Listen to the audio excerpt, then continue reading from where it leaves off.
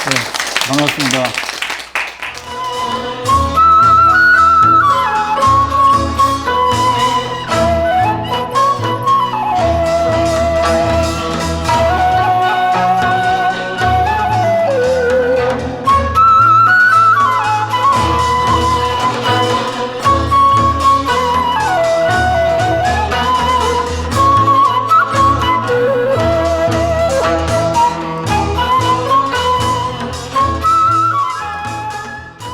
한옥이라고 하는 것이 온돌과 마루가 한 평면에 있는 전형적인 그런 살림집 형태로 세계 어디에도 없는 우리나라만의 독특한 그 주거 형태라고 할 수가 있습니다.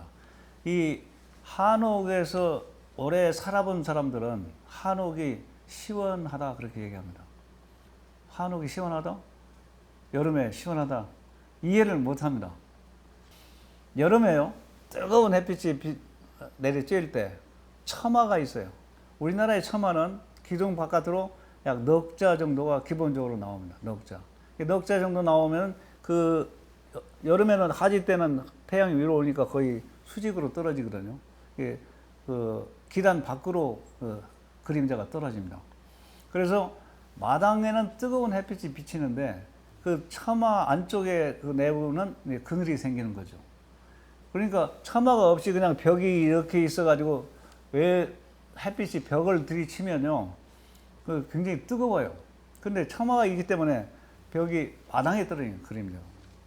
그럼 마당에 뜨거운 그 햇빛이 열기를 덮여주니까 기온이 올라가니까 공기가 올라갈 거 아닙니까? 자연스럽게. 마당에 있는 뜨거운 공기는 위로 상승을 합니다. 그러면은 뒤에 후원 쪽에, 대청에 뒷문을 열어놓거든요, 여름에. 뒤에 후원 쪽은 나무를 다 있어요. 우리나라 마당에는 나무 안 심잖아요. 뒤에 후원 쪽에는 그늘이 있어서 거기서 있던 시원한 바람이 대청을 통해서 앞으로 나와서 올라가면 누군가는 와서 그 보충을 해야 되잖아요. 기류가 생겨서. 그래서 자연스럽게 대류 현상이 일어납니다. 자연스럽게 대류 현상이. 한옥은 그렇게 대류 현상이 일어나기 때문에 여름철에 뜨거운 여름에도 대청마루에 앉아서 그냥 부채만 살살 붙여도 시원함을 느낄 수 있는 게 한옥이에요. 그 살아본 사람만 알아요. 안 살아본 사람은 이해를 못합니다. 그게 한옥이 시원한 이유는 처마 때문에. 이 처마가 제주도로 가면 많이 나와야 돼요. 함경도로 가면 석 자 정도밖에 안 나옵니다. 우리나라 중부지방에서 넉 자 정도 나와요. 제주도 집은요, 그렇다고 제주도는 어떤 문제가 있냐면요, 바람이 많이 불어요. 바람이 많이 부는데 처마를 길게 하니까 이게 굉장히 복잡해요. 그러니까 처마는 길게 안 내요. 좀 짧게 내는 대신에 거기다 담장을 쏴버려요. 돌담을 3면을 뺑 돌려서 앞면만 빼놓고 나머지는 다 돌담 쏴잖아요, 제주도는. 그렇게 해서 처리를 합니다. 그리고 저기 북구라파 쪽에 가면은 처마가 아예 없어요. 대부분의 집에. 그 사람들은 햇빛만 나왔다 그러면 그냥 다 그냥 꽃 벗고 나오잖아요. 일광욕으로 나와요. 햇빛이 그리워가지고. 우리나라는 뭐 그렇게까지는 안 하잖아요. 그래서 처마 때문에 한옥은 여름에 시원합니다. 그리고 겨울에는 저기처럼 안에까지 햇빛이 들어가니까, 옛날에도 보면은 양지발은 처마 밑에 애들이 옹기종기 모여서 노는데 거기는 따뜻하니까 그런 거예요. 애들이 노는 게. 그러니까 처마 밑에 따뜻한 햇빛이 들어와서 따뜻해지는데 그게 올라가는데 처마가 막아주거든요. 그래서 한 번 더 따뜻한 기로 돌아요. 그래서 한옥의 그 양지바른 쪽에 처마 밑은 굉장히 따뜻합니다, 사실. 그래서 겨울에는 그 처마 때문에 좀 따뜻함을 느낄 수가 있고, 여름에는 처마 때문에 시원함을 느낄 수 있는 게 이 바로 한옥의 처마입니다. 이 집은 이제 정자예요, 정자. 이게 봉화에 있는 정자인데요. 이 우리나라에서 정자가 가장 많은 동네가 이 봉화예요. 이 봉화는 거기 태백산 근처 이게 끼고 있잖아요. 그래서 그 나무가 좋은 나무가 많습니다. 옛날 그 진짜 홍송, 적송, 뭐 이렇게 춘향목 이런 것들이 많아요. 그러니까 이 춘향목이라고 하는, 춘향이라는 지명이 나온 데가 봉화예요. 봉화에 가면 춘향면이 있잖아요. 일정 때 이 지역에 나오는 홍성을 전부 춘향이라고 하는 그 기차역이 있어요. 작지만 거기에 집산을 했어요. 싹 모아가지고 거기서 전국으로 나무를 보급을 했어요. 그 춘향목을. 그러니까 사람들이 이게 나무가 어디서 왔어? 그러니까 춘향에서 왔다. 그래서 춘향목이 된 거예요. 이 그런 그 봉화 지역이 되다 보니까 좋은 나무가 많아서 좋은 집이 지금도 많이 남아 있습니다. 한옥이. 닥실마을 한번 들어보셨는지 모르겠어요. 봉화읍에 있는데요. 닥실마을. 거기 그 정자가 하나 있어요. 청암정이라는 정자인데 여기 뺑 둘러서 연못입니다. 그리고 다리를 놓고 건너가서는데 여기 온돌이 있는 거예요. 온돌이. 이게 조그마한 정자 그러면 여러분 온돌은 생각지도 않죠. 그냥 마루만 있는 걸 생각하는데 우리나라 일반적인 정자에는 꼭 온돌과 마루가 다 같이 있어요. 그 살림집에만 그런 게 아니더라고요. 물론 이제 궁궐에 가면은 근정전에는 온돌이 없죠. 그러면 뒤에 왕의 침전부에 가면 강령전, 교태전 하는 침전부에 가면 전부가 다 온돌과 마루가 다 있어요. 그러니까 사람이 거처하는 그런 공간에는 온돌과 마루가 공존한다. 그래서 작은 방이지만 온돌이 있고 또 방도 있고 창도 있고 그래요. 여기서 살았던 분이 충대라고 하는 호를 가지신 분인데 권벌하는 안동고시인가요? 그 집안입니다. 그래서 그 동네가 집성촌이고요. 그래서 굉장히 유명한 동네인데 이런 정자가 지금도 남아 있습니다. 보면은 이게 굴뚝이에요. 굴뚝. 이런 식으로 정자지만 온돌과 마루가 있고 이렇게 창을 다 이렇게 문을 이렇게 들어 올릴 수 있게 여기도 역시. 그래서 필요할 때는 올려서 쓰고 내려서 겨울에는 닫고. 시골에 가면은 조그마한 정자 이름이 붙어 있는데 그냥 사랑채를 좀 축소해 놓은 것 같은 그런 거예요. 그런 그 정자는 용도가 뭐였냐면은 그 서당 훈장이 거기서 많이 거처를 했더라고요. 그리고 또 이 정자가 학생들 가르치는 교육의 장소로 서당으로도 쓰였어요. 서당이 별도로 없으면은 정자에 모이게 해서 교육을 하는 그런 것이 우리나라 굉장히 우리나라 정자 문화가 굉장히 발달했고요. 지금 봉화가 정자가 많다고 그랬지만 또 그 다음 많은 데가 함양, 뭐 꼭 순위를 정할 수는 없지만 그 많은 데가 담양, 함양, 담양, 그 다음에 봉화 뭐 이런 식입니다. 그래서 이런 쪽에 정자들 가서 보면 운치 있고 그런 다 온돌과 마루가 같이 있어요. 웬만하면. 이건 담양 소세원인데요. 소세원을 가보신 분 많이 계시겠지만 굉장히 운치 있는 그런 곳입니다. 그 중심에 있는 이 집이 광풍각 그래요. 이게 정자의 일종의 정자인데요. 이 집에도 온돌이 조그만하게 있어요. 사방 6자밖에 안 되는 작은 방이지만 온돌이 있습니다. 그리고 이렇게 자연을 그대로 이용해서 폭포가 이렇게 흘러내려가게 이렇게 해놓은. 그 소세라고 하는 것은 막 시원하고 시원하다는 그런 느낌을 표현한 그런 얘기입니다. 그래서 양산보라고 하는 그 선비가 그 고향에 내려와 가지고 후학을 가르치면서 그래서 하서 김인우 선생 같은 분이 여기를 친구로 왔다 갔다 하면서 장성에서부터 여기를 오시는 거예요. 하서 선생은 그 피람서원에 모셔놓고 있는데요. 그런 그 유명한 장소가 됐습니다. 이게 뭐 소세원은 주변에 대나무 숲이 있고 그래서 거기 뭐 옆에 가면 식영정 같은 정자가 또 있고 정자가 굉장히 많습니다. 거기 담양에. 아주 운치가 있는 그런 것을 여기도 온돌이 있다. 그 온돌을 만드는데 필수적인 게 이제 굴뚝입니다. 그 굴뚝의 형태가 아주 다양해요. 아까 죽담에 기단이라고 해서 죽담에 그냥 그 굴의 운주로처럼 구멍을 내서 그 온돌을 굴뚝을 만드는데요. 굴뚝의 가장 그 중요한 역할은 뭐냐면 연기를 잘 빨아내야 되잖아요. 연기를 잘 빨아내야 되는데 굴뚝이 그렇게 기단에 낮게 있으면 연기가 잘 안 빨려 나옵니다. 연기가 잘 안 빨려 나오면은 난방이 잘 안 돼요. 장작불이 잘 안 타고 불이 거꾸로 연기가 그냥 부엌으로 나오는 그런 경우가 생기잖아요. 그런데 아까 말씀드린 대로 앞마당이 이게 일종의 통 역할을 해요. 그래서 공기가 상승기류가 형성이 되기 때문에 연기가 생각보다 잘 나옵니다. 잘 나와서 난방이 잘 돼요. 이것도 죽담에 있는 거, 기단에 있는 거예요. 이건 아산 외암리 마을에 있는 그런 형태인데요. 이것도 굴뚝입니다. 그리고 우선 왕곡마을이라고 고성, 요번에 산불 났는데 그 근처인데요. 이게 굴뚝이에요, 굴뚝. 근데 여기 나중에 연기가 일로 나옵니다. 근데 이 벽이, 여기 벽하고 겸해지는 추운 쪽에서는 굴뚝이 벽의 벽난로 역할까지 하는, 온기를 최대한으로 이용을 하는 그런 것도 있고요. 요건 사찰에 조그마한 조금 위에 높은 언덕에다가, 이 앞에 이제 요사체가 있고, 요사체 언덕에다가 연기가 나오게끔. 조사해 보면요, 졸뚝 밑에가 깊어요. 푹 깊게 팝니다. 그걸 개자리라고 그러죠. 온돌도 뒤에 푹 판 데를 개자리 그러죠. 개자리에는 이 재가 쌓여요, 재가. 그러니까 고래를 통해서 연기가 나올 때 불길을 세게 하다 보면은 재가 같이 나와요. 나와서 개자리를 통해서 연도를 타고 이 굴뚝 밑에까지 와가지고 굴뚝 개자리에다가 다시 연기를 떨어뜨리고, 여기 나온 연기는 정말 깨끗해요. 이 뭐 공해 방지 시설 해놓은 거랑 다름없다고 그러더라고요. 우리나라 굴뚝이 생각보다 굉장히 위생적이고 잘 만들어졌어요. 우리 굴뚝만 잘 보고 다니도 재미있습니다.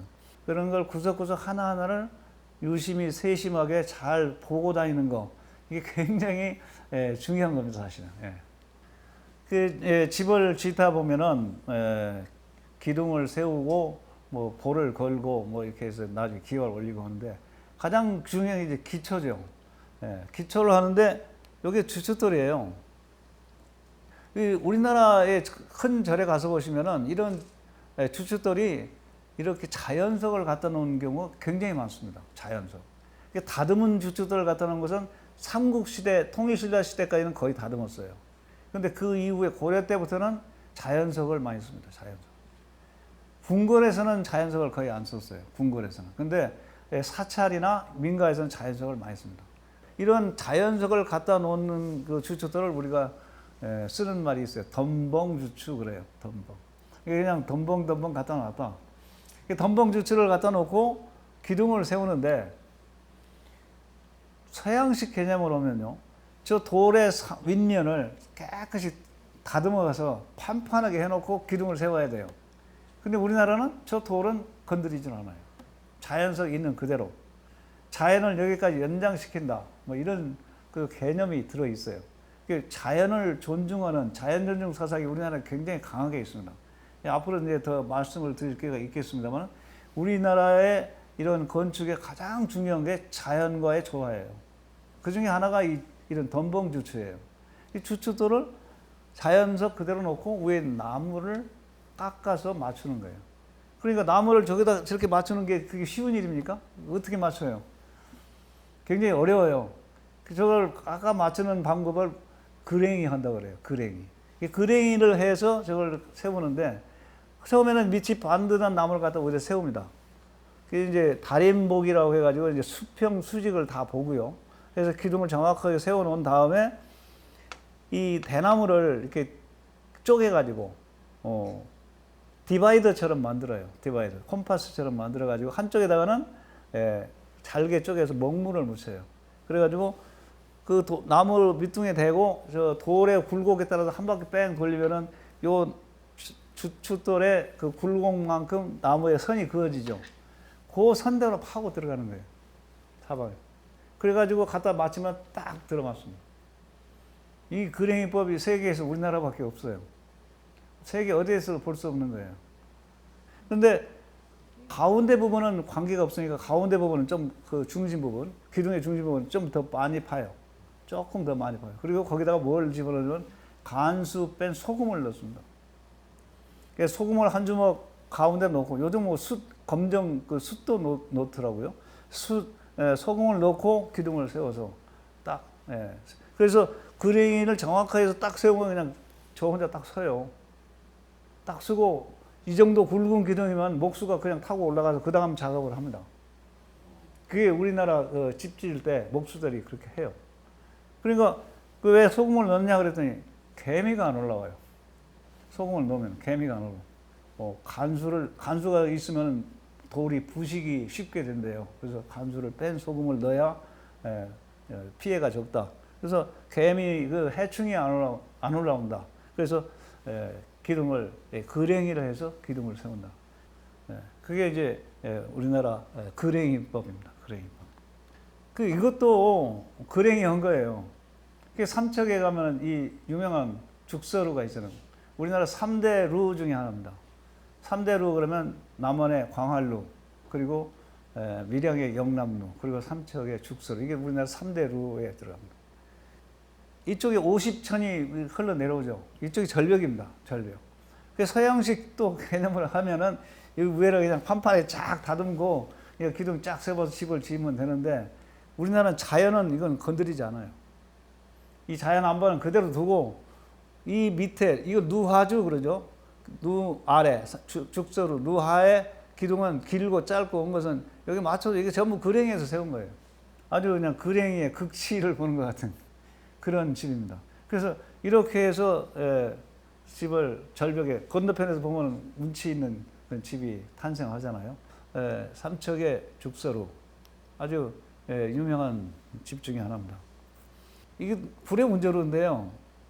이 주춧돌 때문에 이거 이제 하방이라고 그러는데요. 이걸 이렇게 그랭이에서 맞췄어요. 이것은 뭐 정확한 그랭이를 할 필요가 없으니까 대충 맞춰서 한 겁니다만, 이런 식의 민가에서도 자연석 덤벙 주춧을 많이 써서, 그러면 이 주춧돌하고 이 기둥도 그랭이 한 겁니다. 모든 기둥은 다듬은 주춧돌이라 해도 그랭이를 해요. 약간은 헐망정 그랭이를 합니다. 왜? 요만한 모래 한 톨이라도 들어가서 이게 걸리적거리면은 그 공간이 잘못 기둥이 근들근들 할 수밖에 없어요. 건드리면 그냥 넘어갑니다. 근데 그랭이를 해서 딱 세우면은 딱 저 혼자 쓰는 거예요. 그랭이에서 하는 그 기법을 충분히 이제 습득을 한 사람들의 입장에서 보면은 당연한 거죠. 안 해본 사람은 이해가 안 돼요. 서양에서 건축에서는 이런 걸 하는 게 없으니까 언제든 여기다 뭘 하느냐, 볼트나 뭐 이 꺽쇠나 이런 걸로 연결하는 그 장치를 해야 돼요. 그 실내가 파리에 가면 고암 서방이라고 하는 한옥을 한 채 지었어요.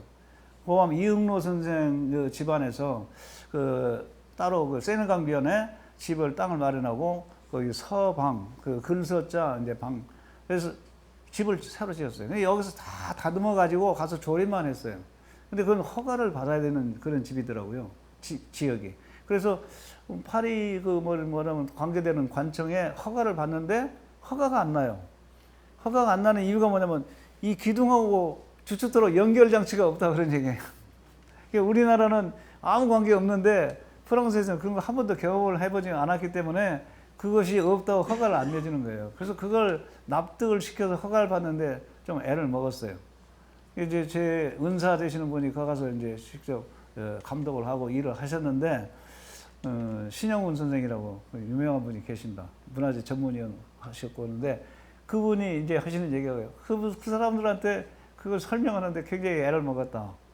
그리고 나중에 이제 실제로 이제 집을 지을 때는 그 관계되는 건축하는 사람들이 와서 견학을 했대요. 도대체 어떻게 하는 건가. 그게 이제 실내로 파리에서 한번 우리가 경험을 해봤습니다. 그만큼 우리 건축이요, 생각보다는 굉장히 슬기롭고 단수가 높다고 그럴까요? 굉장히 고차원적인 그런 집이에요. 그게 이제 여러 군데 이제 앞으로 설명이 이제 되어집니다. 이제 주춧돌 얘기가 나오니까 이제 겸사해서 한 번 더, 해남에 가면 미황사라는 절이 있죠. 이게 자연석 주춧돌입니다. 이 주춧돌을 이런 식으로 정말 소박하게 다듬어서 놓는 나라도 정말 우리나라밖에 없어요. 우리 문화가, 우리 건축 문화나 이런 문화가 아까 자연과의 조화가 중요하다 말씀드렸는데, 또 하나 중요한 게 뭐냐면 이 소박성이에요. 소박. 그냥 거칠애를 하지 않는 거예요. 거칠애. 아주 소박하게 모든 걸 처리하는 거. 이것이 우리 문화의 아주 중요한 특징 중에 하나입니다. 그래서 중국식으로 하면요, 이걸 엄청나게 꾸며요. 근데 이거 그냥 이렇게 자연석 부분 남겨놓고, 이게 연꽃이거든요, 연꽃. 이게 기둥, 이것도 그랭이에서 세우는 겁니다. 이런 식으로 소박하게 다듬어서 운치가 있게 만들 수 있는 나라. 그것도 우리나라밖에 없는 것 같아요. 다녀보면은. 또 이것도 같은 그 미왕사 대웅전인데요. 이거 개야네요. 자라 같이 생겼어요.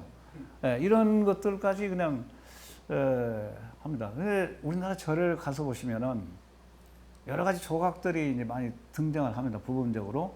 근데 이 바다 동물이 많이 등장하면은 남쪽이에요, 되게. 북쪽으로 가면 그게 잘 안 나옵니다. 이게 남쪽으로 하면 이게 잘 나오는데, 이 우리나라 불교가 북방에서 고구려 소수리망 2년인가요? 서기로 372년인가 그때 중국의 전진 부견왕이 아도, 순도 두 스님을 보내서 국내석에 처음으로 이제 그 불교를 전했는데, 그때 그 북방 불교에 해당이 돼요. 근데 나중에 남방 불교도 들어서 우리 법성포로 들어온 건 남방 불교거든요. 법성포로 들어온 그 남방 불교는 조금 성격이 다른 거죠. 어떻게 보면은. 그래서 그런 그 성격이 이런 데로 나타납니다. 주춧돌에. 그래서 이런 것도 재밌잖아요. 이런 계가 있고 더 많아요. 미왕사에 가보면 거기 부도비서 모아놓은 데가 있잖아요. 좀 떨어져서 거기 가서 보시면 거기 가도 여러 동물들이 굉장히 많습니다. 그런 것들이 다 이렇게 눈여겨 보시면은 다 의미가 있고 재미가 있습니다. 그런가 하면은 이렇게 비교적 정제된 주춧돌도 없는 건 아니에요. 이건 물론 고려 초기 걸로 이 법천사라고 하는 절은요, 당시에는 굉장히 큰 절이었습니다. 고려 때, 광종 때 가장 번성했던 그런 절입니다. 그러니까 원주에 있죠. 원주 그 남한강변에 있습니다. 바로 강변에 있어요. 지금은 다 절은 없어지고 거기 그 부도탑하고 비석만 남아 있는. 그리고 이제 약간의 그 석조물들이 남아 있는 그런 곳입니다. 뭐 고려 조조조 초기까지도 절이 있었나 봐요.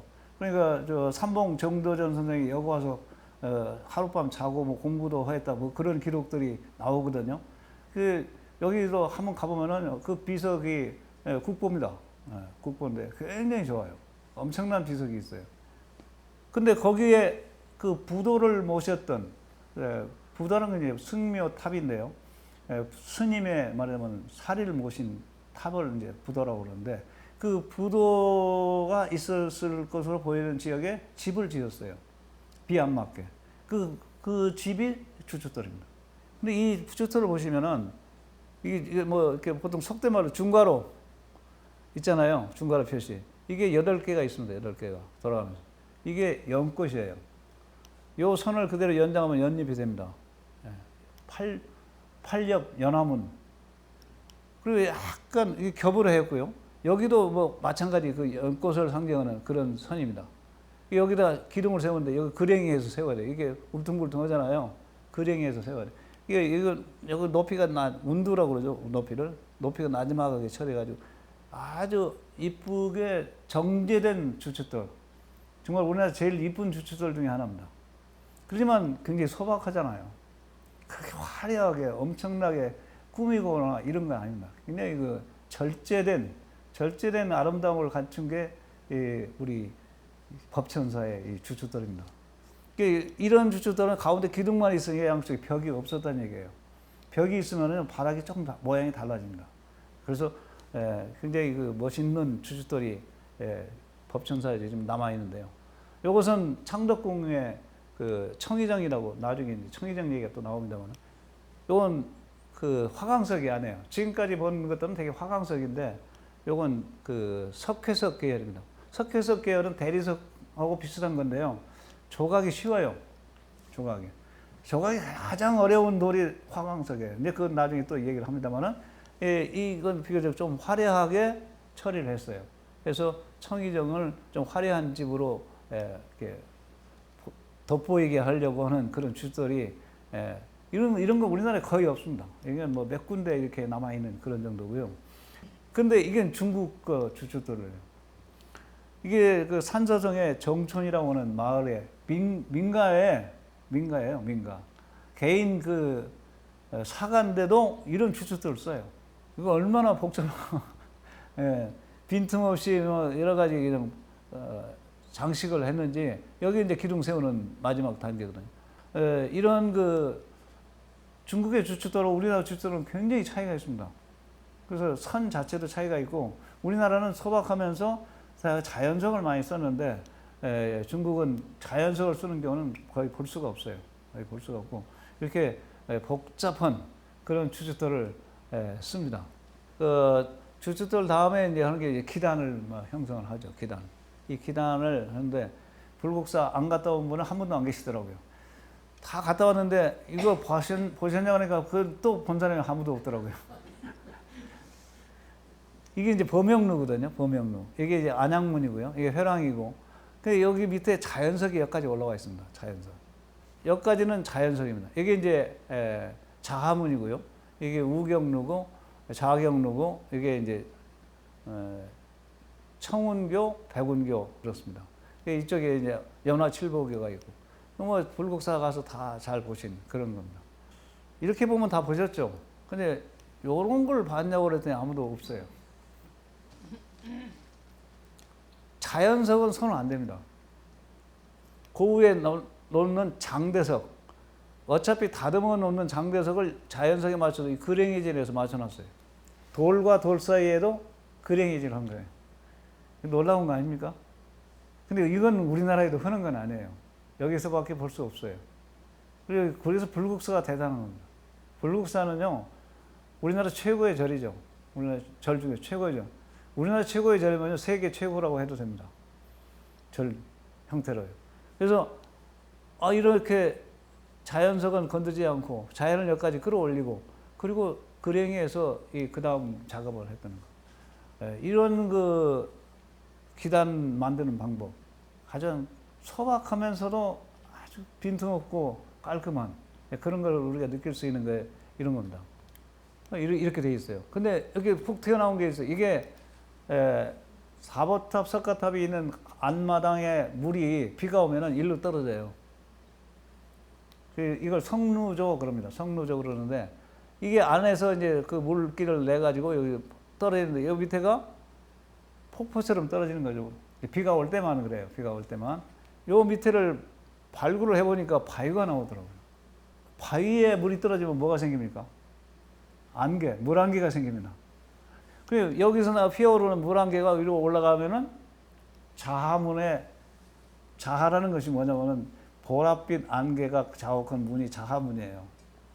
자하문이 보랏빛 안개가 자욱한 이유는 여기서 물안개가 올라갔기 때문에 그런 겁니다. 스토리가 하나 형성이 되죠. 이런 스토리가 불국사에 있어요. 근데 아무도 이건 공식적으로 어디 문서에 있는 게 아닙니다. 우리가 수없이 많은 문화 유적들을 보면서 나름대로 제가 분석을 한 거예요. 분석을. 달리는 설명이 안 돼요. 그리고 요 앞에 가서 원래는 지금은 연못이 없으면 연못이 있었어요. 연못 이름이 구품연, 아홉 구자 품성 품자 있죠. 입구자 세 개 쓴 품자. 구품연입니다. 구품연이라는 말은 이게 아미타 열애하고 연관된 연못이다. 그런 뜻이에요. 아미타 열애. 아미타 열애의 손 모양을 구품인이라고 그러잖아요. 아미타 열애를 표현하는 것 중에 구품이라는 말이 나옵니다. 그 구품연이 있어요. 그리고 이 옆에 있는 청운교, 백운교 밑에 보면 아치가 있고 밑에 통로 같은 게 있는데 그게 물길이 그쪽으로 연결돼 있었다. 그래서 불국사 대웅전의 정문이 남문이죠. 남문, 정문. 자하문이에요. 불글자. 불글자지만 그게 보랏빛을 상징하는 글자입니다. 자색, 보랏빛 안개 하자. 안개가 자욱한 문. 그 문을 열고 들어가는데 그 문을 열고 들어가기 위해서는 밑에 33의 계단을 올라가야 돼요. 청운교, 백운교. 아래 계단이 청운교고요. 그 위에 계단이 백운교예요. 합쳐서 33개 계단이 있습니다. 33천을 상징합니다.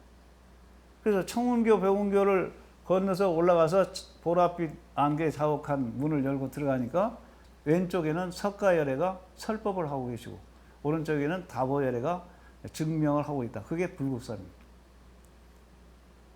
그냥 불국사가 아니에요.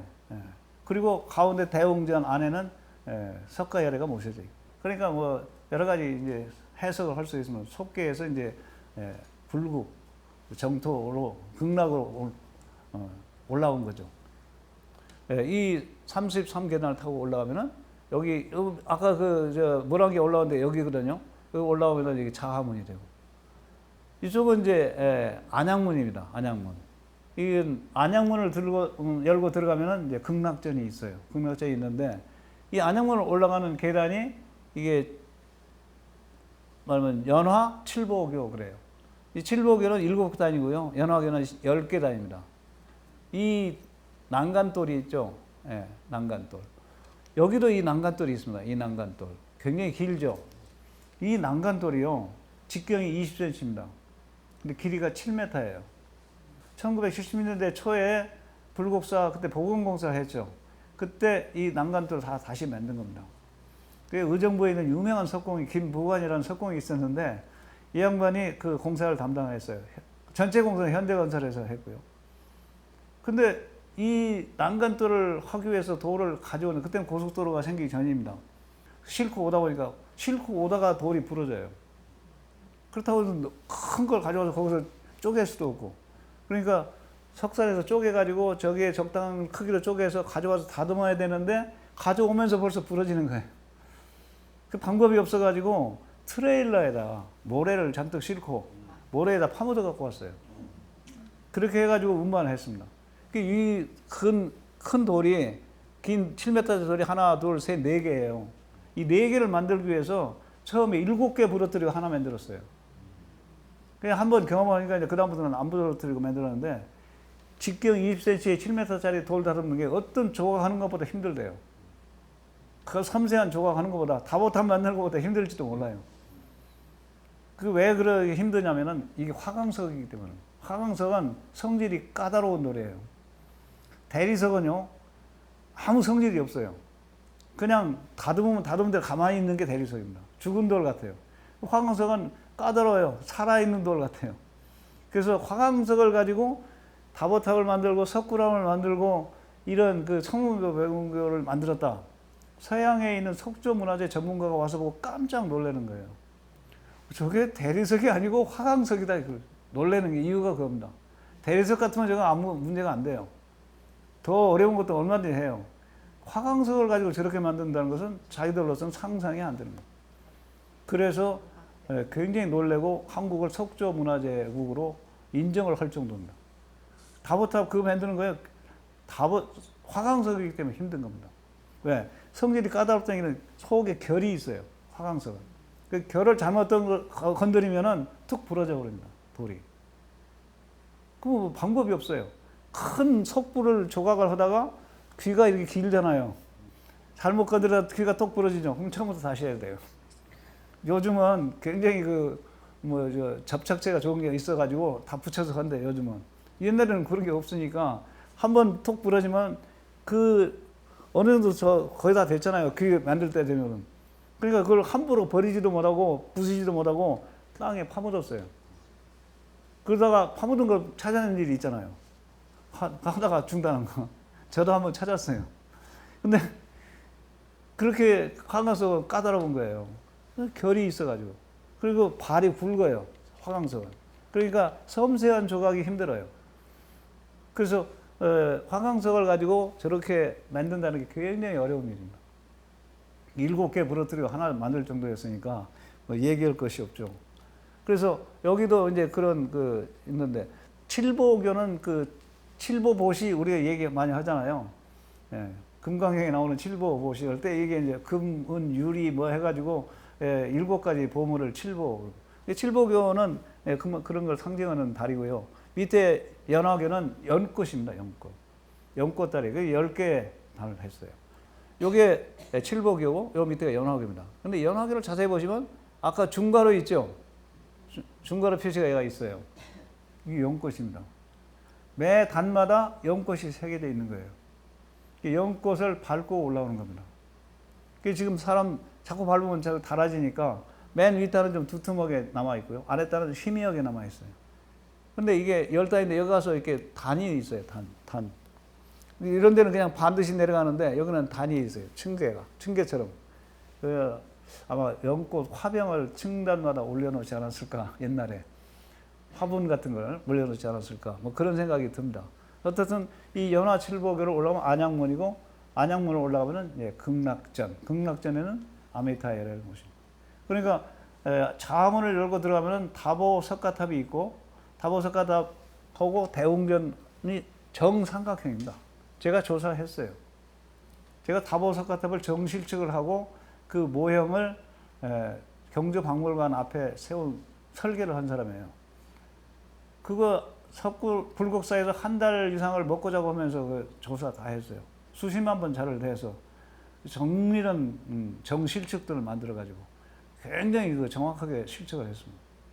근데 그 대웅전의 석가야례하고 다보탑, 석가탑, 정삼각형 그 중심에 석등이 있어요. 석등. 이 석등이 굉장히 또 중요합니다. 그래서 열단의 이 연꽃을 밟고 올라왔다는 이 연꽃을 밟고 올라왔다는 이거하고 같은 거예요. 같은 거예요. 같은 연꽃입니다. 그래서 우리나라 불교는 이 연꽃이 굉장히 중요하고 이 선이 건축에도 다양하게 쓰입니다. 다양하게 여러 군데 등장합니다. 그래서 이런 선을 보면 아 저건 연꽃을 상징하는 선이구나. 그렇게 생각하시면 되고 종묘정전입니다. 이 종묘정전은 우리나라에서 가장 큰 목조 건축물이라고 해도 됩니다. 이게 19칸이에요. 19칸. 임금님의 위패를 모신 일종의 그 사당이죠. 사당. 앞에서 보면은 회랑이 쭉 회랑처럼 앞에 전퇴가 열려 있고요. 그 앞에 문을 열고 들어가면 이제 방이 19개가 있는데요. 그게 전부 이게 칸칸이 딱딱 막히지 않고 터져 있어요. 터져 있습니다. 그걸 동당 이실 그렇게 이제 합니다. 같은 집인데 실은 따라오고 약간씩 이제 막았어요. 약간씩 막아서. 그러니까 태조에서부터 고종까지 19분을 모셨습니다. 조선 임금이 몇 분이죠? 27대 27분인데 19분만 여기 있고 나머지 분은 어디가 계시느냐? 그 위에 가면 영령전이라고 한 채 또 있어요. 거기에 6분이 들어갑니다. 6분이. 그 두 분은 아예 못 들어가요. 광해군하고 연산군은 종묘에 못 들어갑니다. 그래서 이 종묘정전은 굉장히 중요한 집입니다. 임진왜란이 나죠. 일본군이 왜군이 우리나라에 들어오는데 어디로부터 들어오는 줄 아세요? 서울 도성에 입성할 때 동대문으로 들어옵니다. 동대문. 우리나라는 역시 풍수지리를 상당히 중요하게 생각하는 나라인데요. 풍수지리적으로 볼 때 동쪽이 제일 약해요. 왜 그러냐면은 동쪽에 나오는 산이 청룡맥인데요. 동청룡. 청룡맥이 낙산이잖아요. 낙산이 희미하고 약해요. 지금도 낙산공원을 가서 보시면은 그 아래 옛날 서울대 물리대 자리, 그 서울대 병원이 건너다 보이고, 그 낙산이 약해요. 서백호에 해당되는 인왕산이거든요. 인왕산은 굉장히 크고 우람하죠. 그래서 서쪽은 문제가 없는데 동쪽이 약해요. 그러니까 동쪽의 문을 흥인문 안 하고 흥인지문 갈짓자 하나 더 썼어요. 남쪽은 숭례문, 서쪽은 돈이문. 그냥 세 글자로 끝내는데 동쪽만 흥인지문 갈짓자 하나를 더 써요. 이유는 그 비보 사상입니다. 풍수적으로 허약한 것을 보강해주는 그런 걸로. 그러면서 성문 앞에 이렇게 둥그렇게 옹성을 또 쌌어요. 옹성. 그것도 동대문에만 옹성을 했어요. 그 옹성은 수원에 가면 화성, 장안문이나 활달문에 가면 그 다 볼 수가 있습니다. 이 종묘라고 하는 이 정전의 이 건물은요, 이 열악하게 되면 평수가 제일 큰 거예요. 우리나라 평수 제일 큰 집인데 앞뒤 폭도 굉장히 넓죠. 근데 이 집은 임금은 만인 지상이잖아요. 그래서 하늘나라에 가 계셔야 되는 거예요, 이 양반이. 그래서 그분들이 돌아가신 분들도 하늘나라에, 이 집을 하늘나라의 집으로 지어야 돼요. 하늘나라의 집으로 지어야 되는데 어떻게 하면 하늘나라의 집으로 지을 수 있는가? 네. 이 종묘 정전에 올라가는 동쪽의 계단입니다. 이쪽을 마지막 집을 월랑이라고 그러는데 월랑 쪽에서 올라가는 계단. 이 선이 무지개선입니다. 우리나라 계단에 이런 선이 꽤 많아요. 이게 다 무지개선이에요. 그리고 여기에 구름이에요. 이게 무지개 구름들을 타고 올라가면 어디예요? 하늘이죠. 이 간단하게 이 구름, 이건 이제 주먹 쥔거 권두운 우리가 그렇게 부르는데, 권두운. 간단한 이 구름 한 자락으로, 무지개 한 자락으로 이 집이 하늘나라의 집이 되는 거예요. 운상각이 되는 거예요. 운상각. 그 하늘나라에 모신 거예요. 위패를. 그런 그 개념이 아주 소박하게 우리 건축 속에는 요소요소에 들어가 있어요. 이걸 알고 보는 거하고 모르고 보는 건 굉장히 차이가 있습니다. 가서 보죠. 그런 예는 너무나 많아요. 이게 화성 6능은 사도세자를 모신 능입니다. 이게 원래는 서울 시립대 뒤쪽에 모셔져 있었는데 나중에 이제 왕으로 추정이 되면서 정조가 이쪽으로 옮기죠.